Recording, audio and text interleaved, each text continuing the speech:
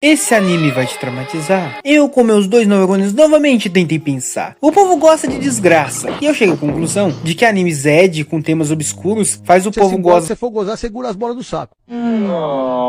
Digo, gostar. Eu automaticamente lembrei de um anime que peculiarmente tem cenas bem esquisitas e doentes, que quem veja com certeza terá nódulos cerebrais. Higurashi Naku no Koroni, ou Quando as Cigarras Choram. Esse anime é separado por mini arcos, que contam uma rota que a história pode seguir e as consequências de cada uma. É um anime que mexe bastante com temas psicológicos e normalmente leva a um final muito não agradável. Também mexe com temas sobrenaturais, deixando partes mais enigmáticas e que te deixam com uma pulga atrás da orelha. Esse vídeo vai ser da primeira parte do primeiro anime da série, o Nikako Shihen, que traduzindo, levado pelo demônio. O Nikako Shihen já começa com uma cena bem pesada e perturbadora. Um garoto batendo freneticamente com um bastão de beisebol em garotas caídas no chão. E logo depois, vemos o olhar do mesmo, cheio de medo e desdém. E depois corta pra ele, o Kate, mas dessa vez menos louco. Ele logo come seu café da manhã e vai pra escola. E na estrada encontra com a Arena, que eu gosto bastante do jeitinho dela e a forma que ela conversa também. Em algumas frases ela repete a última palavra falada. Isso dá uma maior personalidade para o personagem e deixa o anime mais dinâmico e divertido. Comentem aí um anime que faça algo parecido. Eles se encontram com a Sonozaki Mion, ela é a mais velha do grupo ali. E de vez em quando ela zoa falando como se fosse uma velha. O mesmo esquema anterior para dar vida ao personagem, né? Na sala,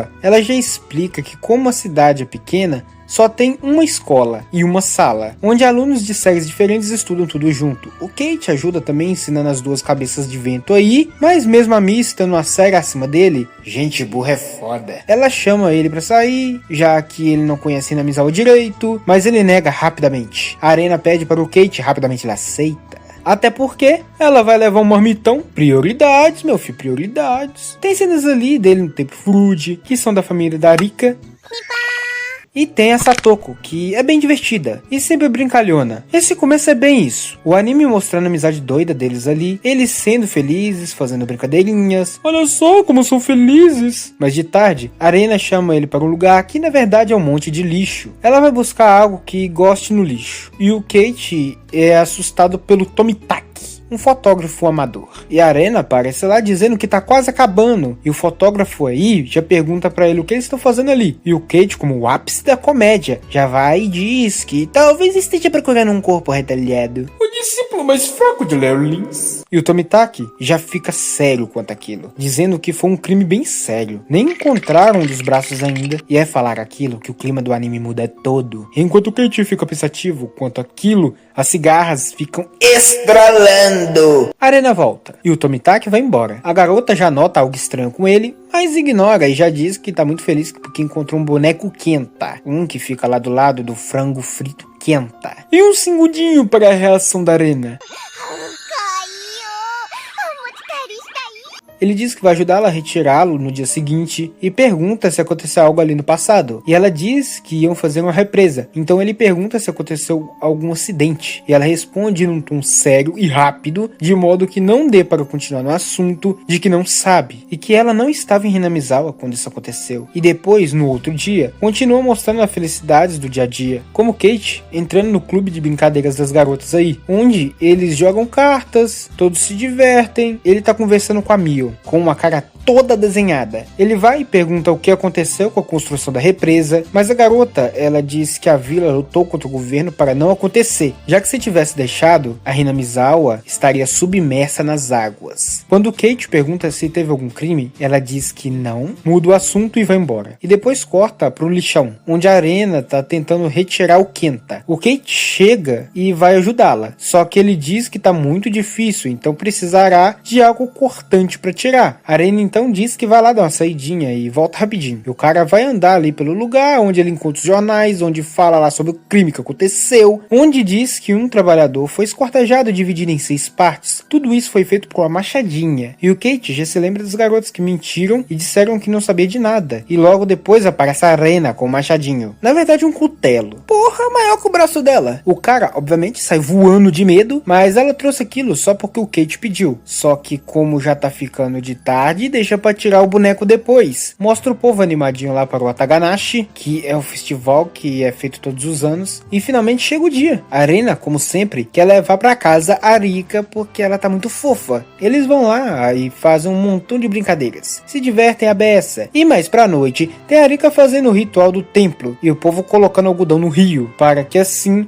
leve a ruindade do corpo embora. Depois o Kate se perde ali e se encontra com o Tomitaki e uma mulher atacando. O cabeça oco aí, como não consegue deixar nada quieto, já pergunta sobre a represa de novo, que vira e mexe chega no assunto que ele deseja sobre o caso do corpo mutilado. O Tomitaki diz que aconteceu há 4 anos atrás, no mesmo dia do Ataganashi. Que coincidência! E o povo da vila acredita fielmente que foi obra do Yashiro-sama, e desse dia em diante, todos os anos acontece uma morte misteriosa. Depois então, conta sobre cada uma que aconteceu depois disso. Um ano após o incidente, um casal caiu de um penhasco. No ano seguinte, um sacerdote foi de comes e bebes no templo por causa de uma doença misteriosa e sua esposa se desviveu num pântano. E no último ano, uma mulher faleceu por conta de um espancamento. O irmão dela, que apoiava a represa, foi aquele que caiu do penhasco. Sendo assim, seguindo a ordem de mortes, naquela noite do Ataganashi, alguém iria jogar de Vasco. No dia seguinte, o Kate já estava saindo da sala, quando do nada aparece alguém querendo conversar com ele. Ele já pergunta se o moleque conhece aqueles na foto. E sim, ele diz que conhece. Então o policial já diz que o homem da foto tinha morrido. E o Kate já fica chocado.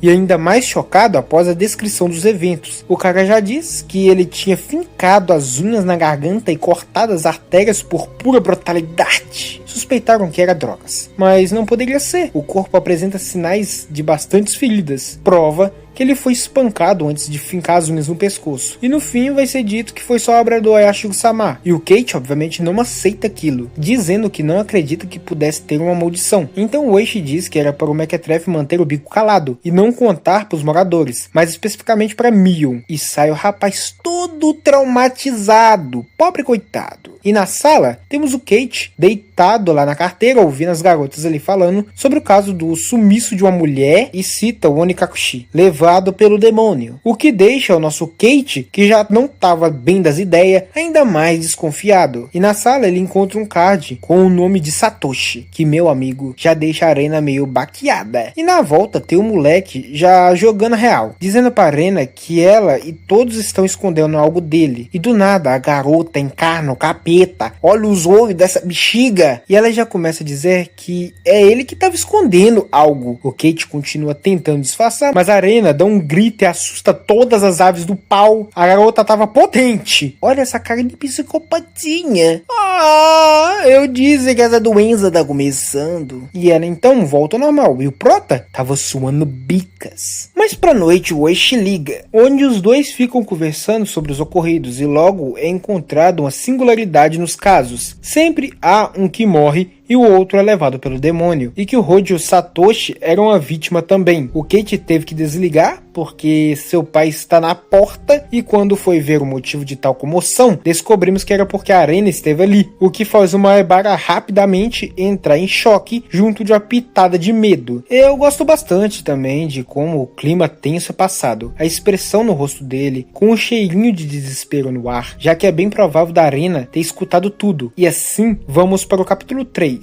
A suspeita, onde todo o episódio é focado no Kate lidando com todas as informações recebidas e como um leva o outro, suspeitando de seus amigos, julgando mal certas ações, além de sempre ter o Oishi para pôr mais abobrinhas na cabeça dele, falando que as vítimas tinham meio que indiretamente ligação com as amigas dele. A Mion tinha brigado com a vítima do primeiro ano, a Hojo Satoko era irmã do Hojo Satoshi, o casal do templo eram os pais da Rika, e a Arena, mesmo que não tinha algo a ver diretamente com algum caso, é citado que ela quebrou todas as vidraças da escola, e quando pesquisaram o prontuário médico dela, havia uma palavra dita: Oyashiro-sama, dizendo que ela sempre estava de olho nela de noite. E pesquisando, ficamos sabendo que a família Yugu era originalmente de Hinamizawa. E para completar a merda, o Oishi ainda alerta o moleque de que era ele que estava em perigo. Nessa hora, o cozinho não passava nem Wi-Fi. De noite, as duas garotas batem na porta, dizendo que era para entregar um ohagi. Mas logo depois, o clima leve muda todo, e ela já começa a falar sobre o Kate ter encontrado com o Oichi. Tudo isso numa cena que chega a trancar o rabo, e a Mion dizendo que não adiantava esconder nada dela, ela iria descobrir, e a cara do Maebara estava congelada de medo. E para completar, ela ainda diz para ele não faltar amanhã. E meu amigo, quando ele vai comer o bolinho, tá doido? Tinha simplesmente uma agulha. Aí a loucura já começa a tomar conta da cabeça dele de vez, e automaticamente ele já põe na cabeça que elas querem matá-lo. Ele escreve um papelzinho que diz o que estava acontecendo com ele e põe atrás do relógio. Depois disso, uma van tentou atropelá-lo. Ele encontra um bastão no armário lá, e cada vez mais a ladeira abaixo, ele já não distinguia amigo de inimigo. Todas as garotas ali para ele eram inimigas. O cara tava rebatendo o vento que nem maluco. As garotas saem até de perto. Quando ele tava indo embora, a Arena tava o seguindo. Ele já dá-lhe uma de machista opressor e pede para ela ir na frente, e ameaçando ela com o bastão. Mas então ela já começa a falar com um tom de tristeza que o Kate tava agindo que nem o Satoshi, todo virado nas paranoia. E quando ele vai para perguntar mais sobre, ela já encarna o capiroto e fala que o Satoshi se transferiu. Confia. Mas o Kate obviamente não acredita. Até porque, se uma pessoa falasse comigo com um olhar desse, eu também não acreditaria. Eu me cagaria. Bem, o Kate já tá na merda mesmo. Então ele tinha falado ali pro hoje sobre a ameaça de vida dele, sobre a agulha lá e tal. E quando ele foi caçar no lixo, não tinha nada. E ao voltar ao telefone, ele, quando tava falando sobre a Arena, toca a campainha. Quem será, né? Bem, digamos que foi mais uma experiência traumatizante para o nosso neurótico preferido. Puta que pariu. Quase morri nessa cena. Depois dessa, o Kate tava tão doidão que quase quebra a mão da Arena na porta. Vou tentar fazer uma imitação do Kate aqui. Acho que não consegui. E quando ele volta pro telefone e o Oishi começa a falar que o acidente lá da Arena, que ter quebrado tudo lá, ela machucou 3 moleque, o Kate escutava tudo isso enquanto via a Arena na chuva com o olhar vidrado nele e pedindo desculpas. E depois vemos que o Kate piorou mais, porque agora, além de praticar tacadas, ele acusa a Mion de mentirosa e fica jogando fatos tortos sem fundamentos nenhum. O cara simplesmente não consegue pensar que simplesmente elas esconderam aquilo dele porque é um assunto sensível para elas e que o Kate não precisava saber de algo tão bobo. Mas não, o cara tá poucas ideias. Ainda faz a pobre Mion chorar. Só que logo depois vemos ela em modo encapetada, com uma cara de psicopatinha, falando que devia ter dado cabo no Oishi antes. O Kate obviamente ficou ainda mais prejudicado da cabeça depois dessa. E depois vemos a cena mais pica dessa primeira parte. Simplesmente a Arena aparece com um fudendo cutelo, dando TP e tudo mais. E com uma cara de "eu vou te matar!"